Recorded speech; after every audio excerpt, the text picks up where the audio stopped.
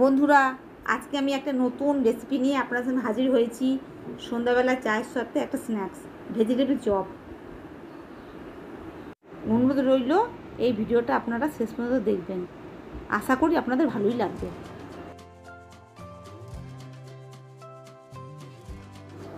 আর বিটটাকে প্রথমে গ্রেট করে নিচ্ছি, ওটা আমাদের দেখানো হয়নি, কিন্তু গাজরটা আমি গ্রেট করছি সেটা দেখাচ্ছি আপনাদেরকে। গাজরটা আমি গ্রেট করে নিচ্ছি।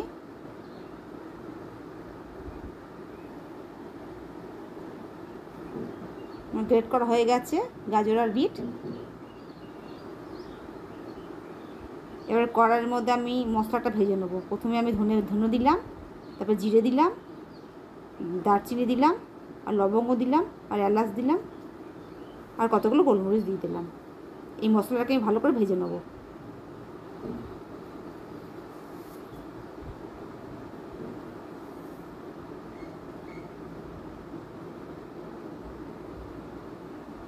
মশলাটা ভাজা হয়ে গেছে, এই মশলাকে নামিয়ে নিচ্ছি। এই মশলাকে আমি গুঁড়ো করে নিচ্ছি, শিলে আমি গুঁড়ো করে নিচ্ছি।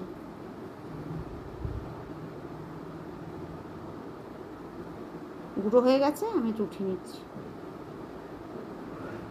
আলুগুলোকে আমি সেদ্ধ করে রেখেছিলাম, আলুগুলোকে আমি গ্রেট করে নিচ্ছি। দুটো বড় আলু নিয়েছিলাম।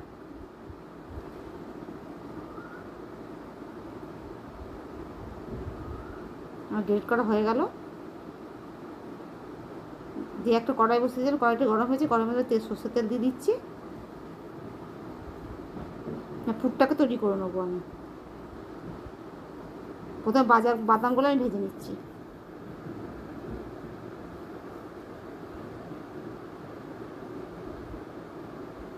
বাদাম ভাজা হয়ে গেছে, আমি তুলে নিচ্ছি। তো এই তেলের মধ্যে আর একটু সর্ষের তেল দিয়ে দিচ্ছি। শুকনো লঙ্কা ছিঁড়ে দিলাম দুটো। শুকনো লঙ্কাটা আমার ভাজা হয়ে গেছে। আমি 5 ফোড়ন দিয়ে দিলাম।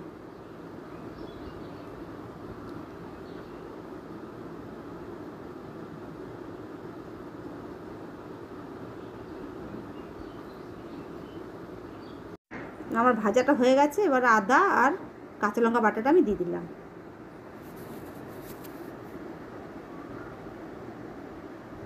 এর মধ্যে গাজর আর বিটটা যে গ্রেট করে রেখেছিলাম সেটাকে আমি দিয়ে দিলাম। হ্যাঁ, পুরটাকে আমি তৈরি করে নিচ্ছি।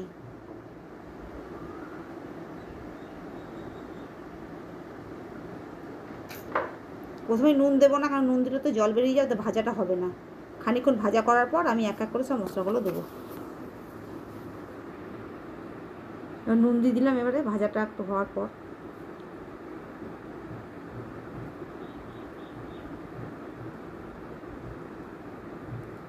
হলুদ দিয়ে দিলাম।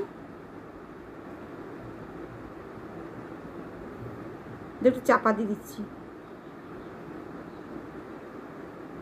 ঢাকনাটা এবার খুলে দিচ্ছি।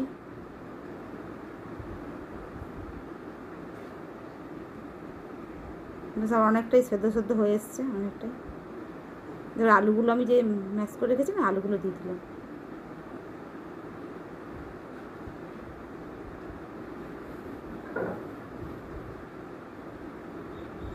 আলু দিয়ে ভালো করে আমি মিশিয়ে নিতে হবে গাজরের বিটের সঙ্গে আলুটাকে।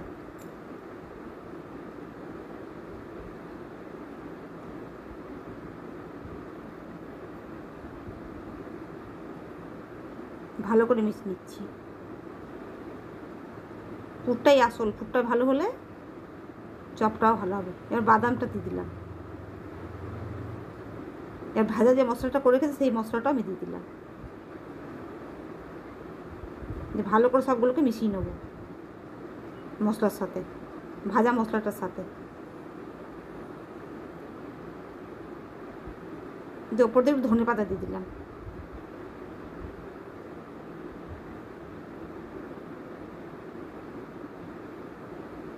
ধনে পাতার সাথে ভালো করে আমাকে পুরটাকে মিশিয়ে নিতে হবে।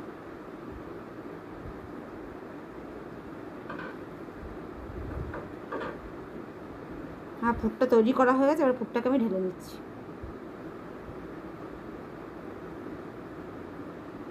একটু ঠান্ডা করে দিতে হবে।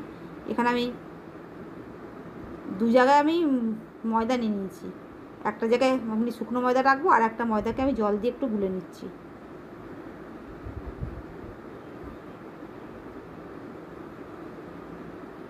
একটু ভারী ভারী করে গুলে নেব।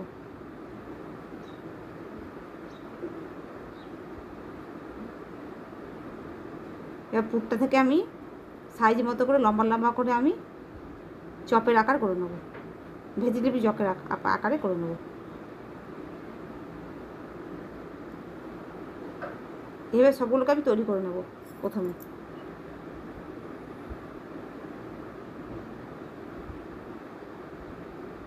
হাত দিয়ে একটু লম্বা লম্বা করে নিতে হবে।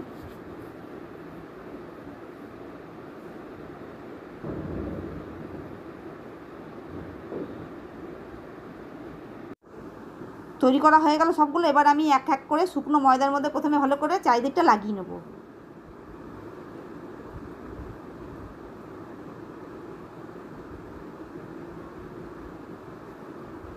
লাগিয়ে নেওয়ার পর সেই যেটা আমি গুলে রেখেছিলাম সেটার মধ্যে প্রথমে মিশিয়ে নেবো, একটু চারিপাশে ভালো করে লিখে নেব। নেওয়ার পর টোস্ট বিস্কুট গুঁড়ো করে রেখেছি, টোস্ট বিস্কুট গুঁড়োর মধ্যে ওগুলোকে আমি ভালো করে মাখিয়ে নেব। দিয়ে এরকম করে আমি সবগুলোকে তৈরি করে নেবো। তো গুঁড়ো ময়দার মধ্যে নিয়ে তারপর সে যেটা তরল করে রেখেছি ওটার মধ্যে মিশাবো। মিশিয়ে আমি টোস্ট বিস্কুটের মধ্যে প্রথমে সবগুলোকে আমি চারিপাশে মাখিয়ে নেবো ভালো করে।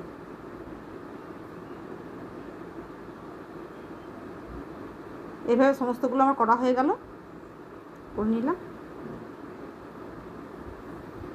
এবারে একটা লোহার কড়াই বসিয়ে দিয়েছি, লোহার কড়াইয়ে তেল দিয়ে দিয়েছি, তেলটা গরম করতে দিয়েছি আমি। তেলটা আমার গরম হয়ে গেছে, এবার এক এক করে আমি ছেড়ে দেবো ওগুলোকে। ভেজিটেবল চপগুলোকে আমি ভেজে নেবো। হালকা আঁচে দিতে হবে, কেননা বেশি আঁচে দিলে তো ওপরটা লাল হয়ে যাবে কিন্তু ভেতরটা কাঁচা থাকবে।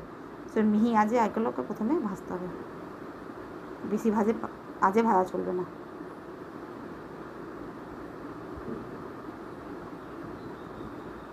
এবার আমার লাল হয়ে গেছে, পুরো ভাজা হয়ে গেছে। এবার আমি এক এক করে সব তুলে নেবো।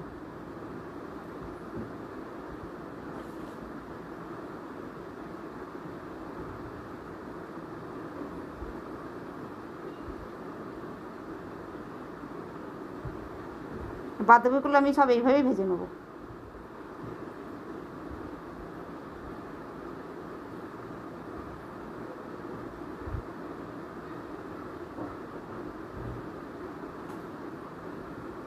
এগুলো ভাজা হয়ে গেলো, এগুলোকে আমি তুলে নিচ্ছি।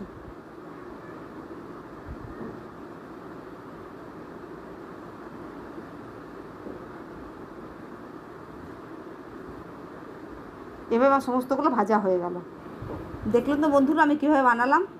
খুবই সোজা, এমনি করে বানাবেন। সন্ধ্যাবেলা চায়ের সঙ্গে খুবই ভালো লাগবে, একটা স্ন্যাক্স চায়ের সাথে সন্ধ্যাবেলায় আপনারা বানাবেন, চায়ের সাথে খেয়ে দেখবেন, খুবই ভালো লাগবে। নিজের হাতে বানানো একটা আলাদাই ব্যাপার লাগে, কিনে তো সবাই খায়, কিন্তু নিজের হাতে বানানোটা একটা মজাও লাগে। আজকের মতো বিদায় নিচ্ছি। অন্য কোনো দিন অন্য কোনো রেসিপি নিয়ে আপনাদের সামনে হাজির হব। নমস্কার।